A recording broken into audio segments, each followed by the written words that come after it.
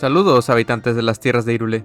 Sí, un video más exprimiendo Ocarina of Time. No quiero ser un youtuber de Zelda más del montón, pero esta idea surgió mientras grababa unas cosas para otros videos. Me convenció y pues aquí estamos. Así que les presento mi ranking personal de los jefes de Ocarina of Time.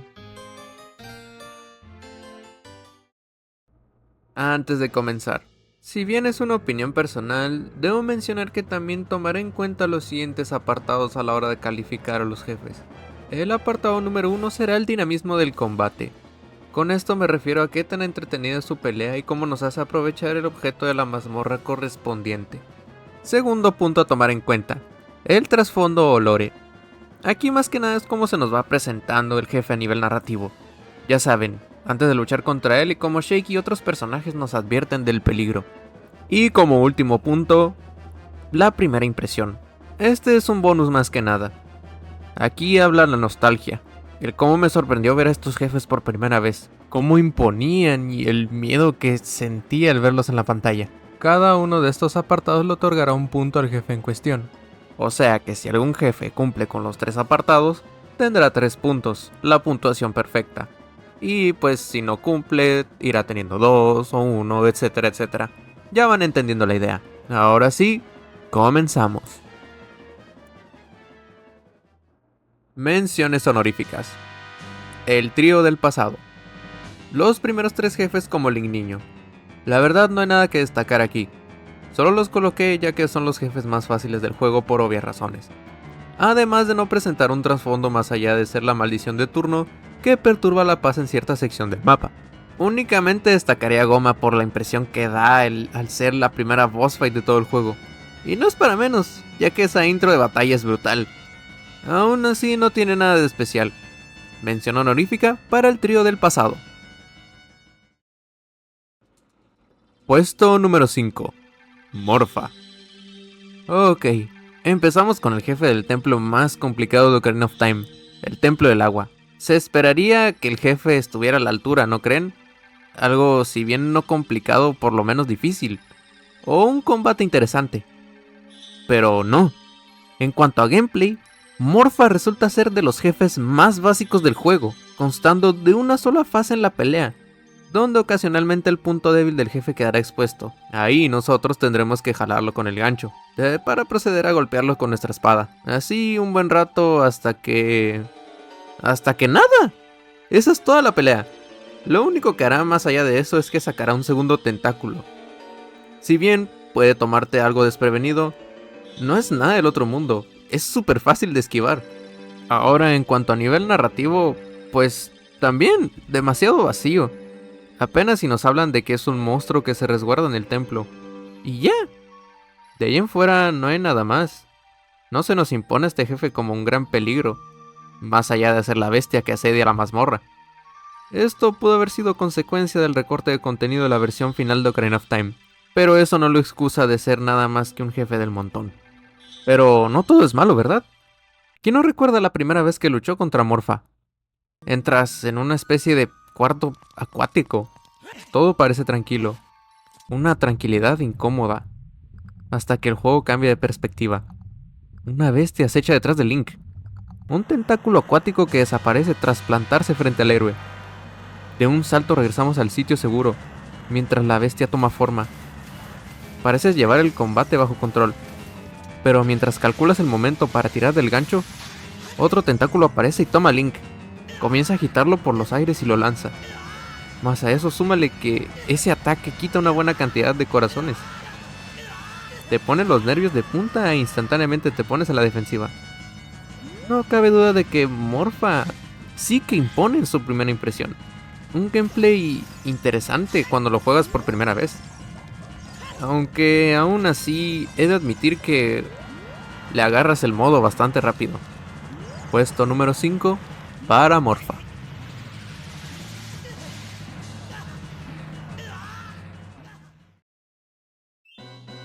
Número 4. Volvagia. Ok. Sé que muchos estarán en desacuerdo por la posición de Volvagia, pero antes de lincharme, déjenme continuar. En un principio el dinamismo del combate es bastante movido. te mantiene al borde del asiento en un combate que consta de dos fases. La fase terrestre, donde aparecerá por alguno de los agujeros del suelo, y nosotros tendremos que atacar rápidamente con el martillo. Todo bien hasta que descubres que hay otras alternativas para atacar a este jefe, ya sean flechas o la espada Vigorón. Además de ser un simple minijuego de golpea al topo, pero con dragones. Un dragón. Luego pasaremos a su segunda fase aérea, donde volará por la sala. Aquí nosotros tenemos que aprovechar y atacar con nuestras flechas a la cabeza de la bestia. Esto por supuesto si juegas en la versión de 3DS, ya que en la versión de 64 ni de broma le vas a dar con ese control tan incómodo. Después Volvagia pasará a volar fuera de nuestro rango, dejando caer rocas por el cielo. Si bien estas rocas envueltas en fuego hacen una cantidad considerable de daño, estas se pueden esquivar fácilmente si te alejas de la zona de donde Volvagia está volando, haciendo que puedas esquivar esta fase estando prácticamente quieto. Ahora, en cuanto a su trasfondo, Volvagia es de los pocos jefes de los cuales se nos hace mención desde Link niño, siendo Darunia quien nos habla de él tras acabar con los Dodongos. Seguido de esto, Gorolink, el hijo de Darunia, también nos contará de Volvagia, como esta bestia fue una gran amenaza por los Goron hace millones de años, y que solo pudo ser derrotado por el héroe Goron legendario. Poco después de entrar al Templo del Fuego nos reencontraremos con Darunia, quien nos advierte que si la bestia escapa, Hyrule quedará sumido en las flamas de la bestia. Aquí no se habla de una simple maldición o una bestia que asedia la mazmorra. No. Aquí se nos advierte de un monstruo que busca gobernar con sus flamas la tierra. ¿Hace falta decir más? Pero bueno, con todo esto que mencioné, seguramente Volvagia merecería estar puestos más arriba, ¿no es cierto? Pues ahora va a influir el factor nostalgia, para que vean que no siempre es bueno. He de admitir que, la verdad, yo esperaba más que un dragón la primera vez que lo enfrenté. Esto, pues, porque, como algunos sabrán, hay versiones de Ocarina of Time para 64 que cuentan con un soundtrack diferente.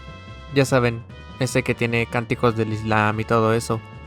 Eso me hacía pensar que quizás habría un monstruo mucho más oscuro esperando en la sala del jefe.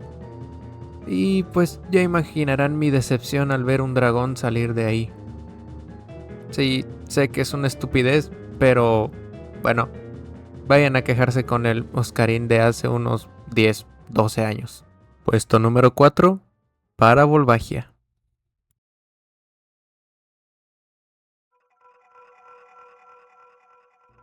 Puesto número 3, Phantom Ganon. Y ya entrando en el podio, con la medalla de bronce, tenemos al fantasma de Ganondorf.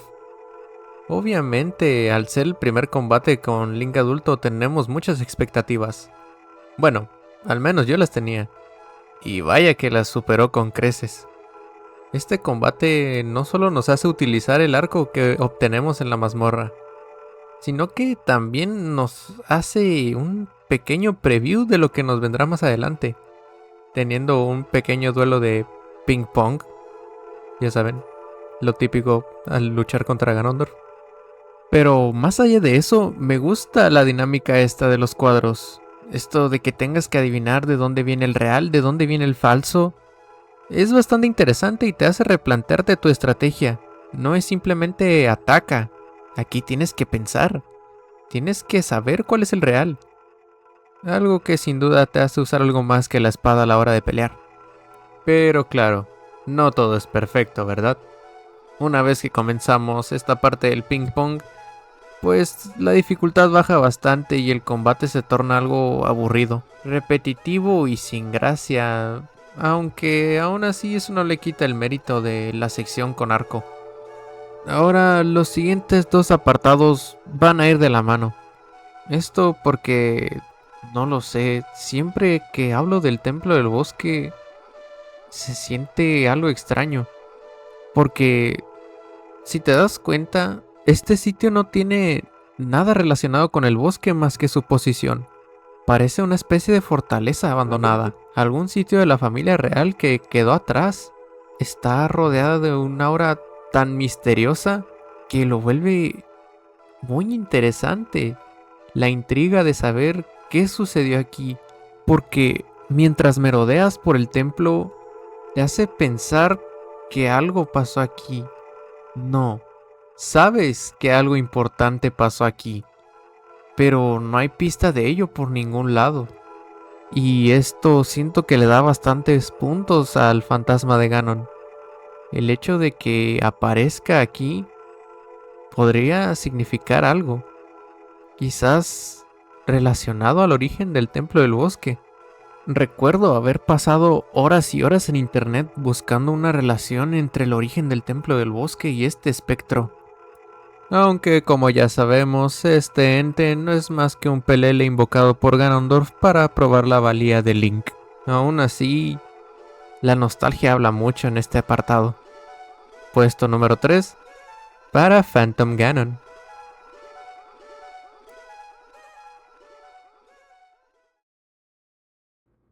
Puesto número 2, Twin Roba o Bairoba, como prefieran decirle.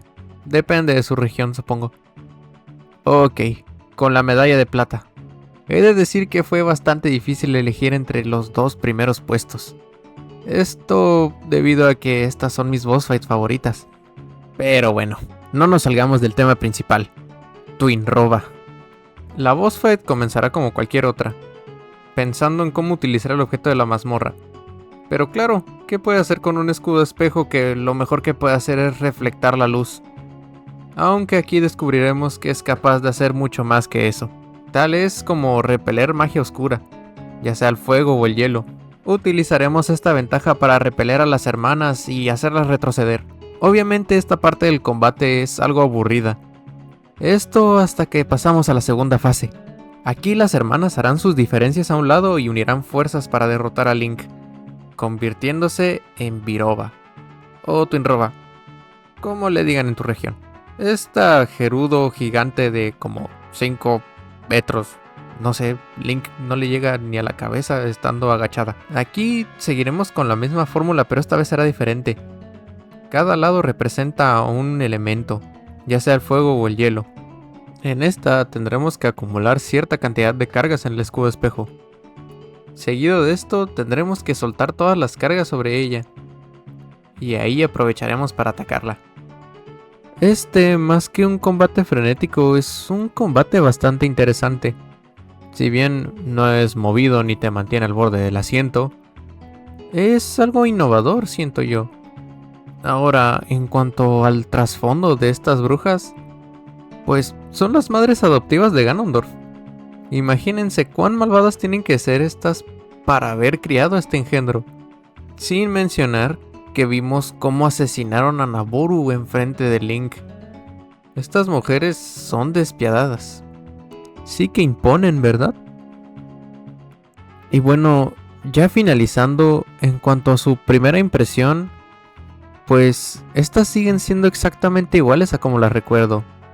Y creo que eso es lo que más me gusta de estos combates. Es ese tipo de experiencia que a pesar de los años te hace sentir lo mismo. No notas algún cambio. Quizás se deba a que esta fue la sección del juego que menos jugué al ser la última. Pero no cabe duda de que aún así me sigue gustando y sigo disfrutando este combate. Puesto número 2 para Viroba.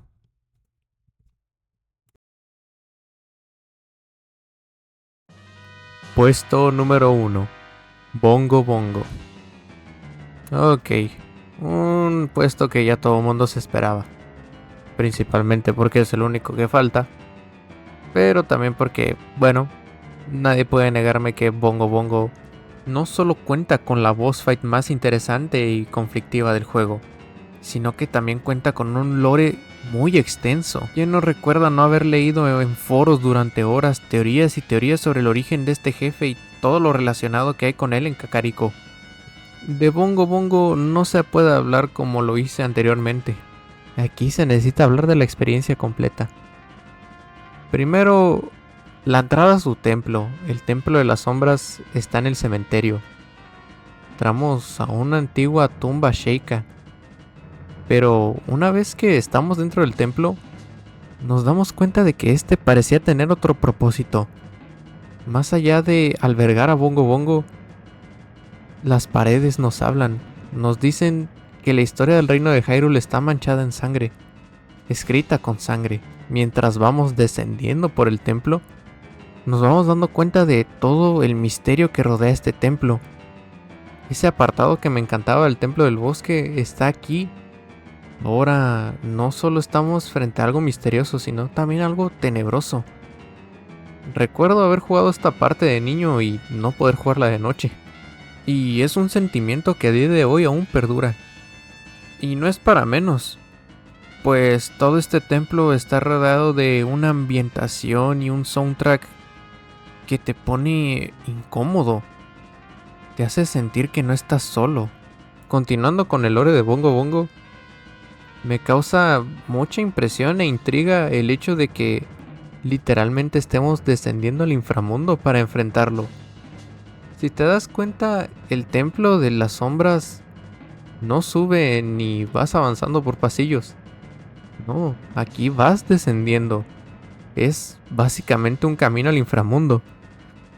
A eso agrégale que ya en el último tramo, antes de llegar a la sala de Bongo Bongo, tenemos que hacerlo mediante un bote, algo que en ciertas mitologías es representado como el último tramo para llegar al inframundo. Y por si fuera poco, su sala es literalmente el inframundo, el punto más bajo del Templo de las Sombras, rodeado de calaveras, almas y cadáveres. Es una ambientación perfecta. Podría quedarme aquí otros 20-15 minutos hablando sobre todo el lore de Bongo Bongo, pero es algo que todo mundo ya sabe. Igual, si les gustaría que hable sobre este tema más adelante en otro video, no olviden dejarlo en la caja de comentarios como sugerencia. Puesto número 1 y medalla de oro para Bongo Bongo. Y pues nada, una vez más les agradezco por llegar hasta el final del video. No olviden apoyarme dejando un me gusta y un comentario, ya sea con su propio ranking, opinando sobre el mío, o qué comieron anoche. Lo que sea, pero coméntenlo. Yo estaré feliz de leerlo. Y de paso agradezco a todos aquellos que comentaron en el video anterior. Por mi parte sería todo. Muchas gracias. Adiós.